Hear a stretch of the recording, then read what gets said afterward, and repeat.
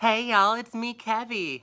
Big news, I am now officially one of the co-hosts for March Mystery Madness. If you're unfamiliar, March Mystery Madness is an annual readathon dedicated to reading mysteries. It's one of the biggest readathons on BookTube, and I'm so excited to be part of it this year. Links to the rest of the co-hosts will be in the description below. The theme for this year is spring cleaning. We have 3 prompts for the theme, which are lather, rinse, and repeat. Lather.